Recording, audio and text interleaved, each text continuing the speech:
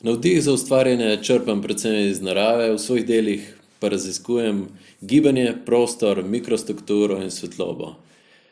S preučevanjem teh naravnih oblik iščem oblikovne in ritmične principe, ki mi omogočajo globlji vpogled v likovno delo. V živem svetu rastline zavzemajo prav posebno mesto in kljub temu, da so za površnega opazovalca lahko statične oziroma skoraj nespremenljive, bo pozorno oko kmalu spoznalo, da je njihova rast pogojena spiralnemu vzpenjanju, ne glede na velikost.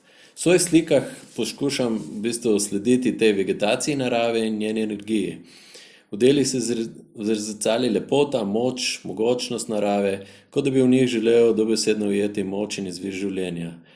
Na slikah pa tudi v vsaki potezi, barvi, obliki in celotni formi je prisotno nenehno gibanje in vrtinčenje, s katerih poskušam usmerjati dogajanje na sliki in ohranjati to dinamiko kompozicije. Gibanje, osnovna lastnost življenja, dosegam spiralne vrtinčenje poteze, ki ustvarja različne napetosti med obliko in prostorom, forma pa je izvedena enopotezno. Tiste barve izbiram nekako neposredno v toplo-hladnem odnosu, da bi z njimi dosegel čim več žarčanja moči in energije.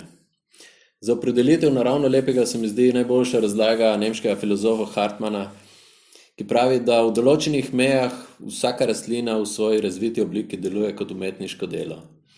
Če si s kančkom domišljije ogledamo list na drevesu, njegovo oblikovno popolnost ali pa travno bilko in njeno zagonetno členovitost ali pa mah, ki spominja na miniaturno podobo gozda, se zlahka zavemo vseh lepot vesoljnega rastlinstva in življenja nasploh.